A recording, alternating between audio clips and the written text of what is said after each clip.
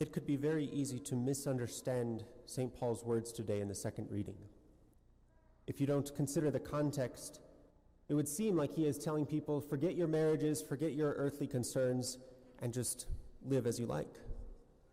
But the last word of this passage gives it its sense. The world in its present form is passing away.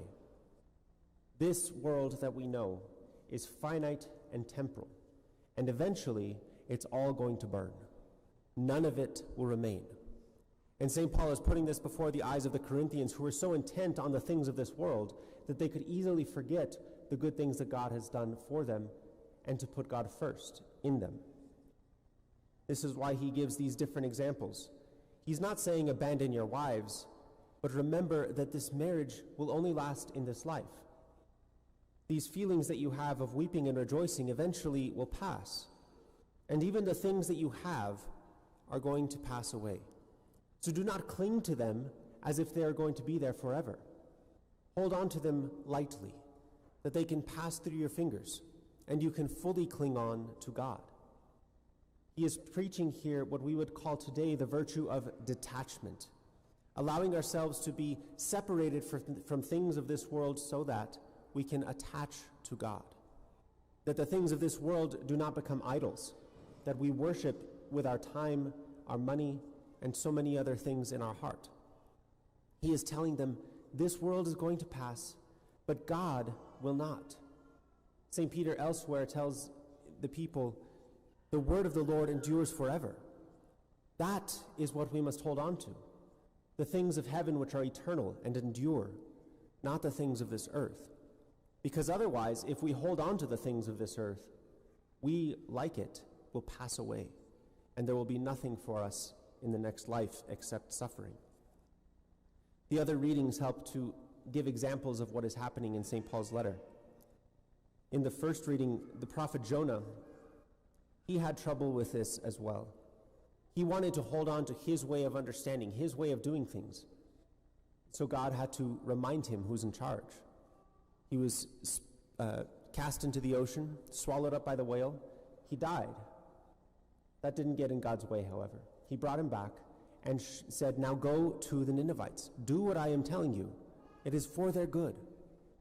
The Ninevites themselves were able to receive a conversion of heart and mind because of what Jonah preached. They did not hold on to their rejoicing. They did not hold on to their weeping, to use St. Paul's language, but instead turned to the Lord.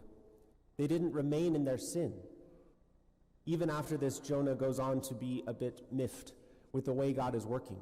And God has to continually call him to further conversion so that he doesn't become so attached to his thinking, his way of doing things. In the gospel, we see Jesus calling the apostles, the first four, and they leave behind family and livelihood. St. Paul said with regard to wives, but it applies to the whole family. The family, our way of thinking, our way of doing things, our schedule, whatever it is, must come second to God. Now, these apostles had already met Jesus, as we saw in last week's gospel. They knew a bit about him. They had an idea of what he was doing and who he was meant to be.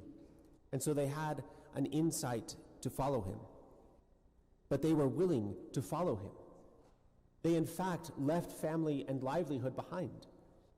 It says they left their boats. They left their nets. They left their father.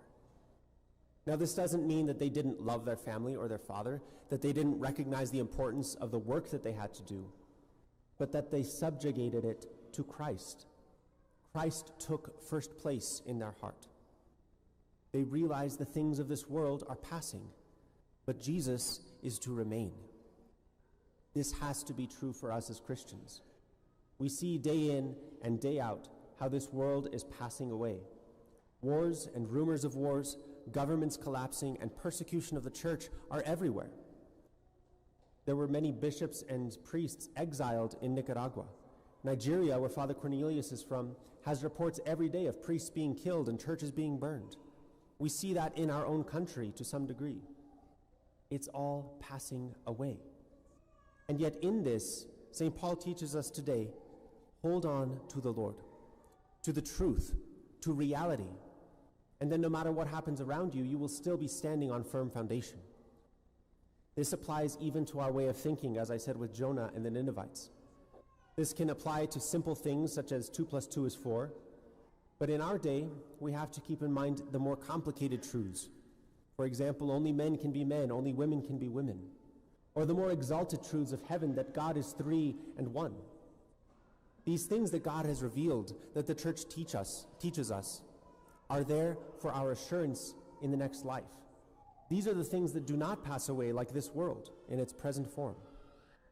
God endures, and he is trying to make us attached to him so that we can endure with him. But if we go with every passing fancy of this world, every pleasure which will cease, we will not endure. And so it is so important in our reading of Scripture, in our study of the faith, in our community life, that our way of thinking, our way of acting, is not formed by the world, but by Christ and his church. This is why we do these things, to transform our mind, that we don't hold on even in our thoughts or in our heart to things that we ought not. Now we can consider this to the very smallest degree of our life. A perfect example is our technology. How long can you go without your phone? Is it 10 seconds, 10 minutes, 10 days? Now how long can you go without prayer? 10 seconds, 10 minutes, 10 days? We should be more attached to God than to our phone, our computer, our schedule, our way of doing things.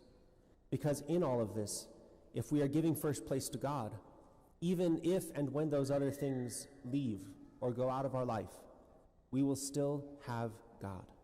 We will still have our faith, not just to fall back on, but to thrive within. And so, even though it's still a bit early, we can start considering what we are going to be doing for Lent. It's very early this year, on February 14th. And Lent is the time when we can strip away the worldly possessions and the worldly attachments that we have. We can detach from them so as to come closer to God. But we don't have to wait for that day. It can start even now. So in your prayer, in your reading of Scripture this week, consider, what are your attachments? What are the things that hold your life? And if you need to detach from them, how will you do so that you can love God more and first in everything?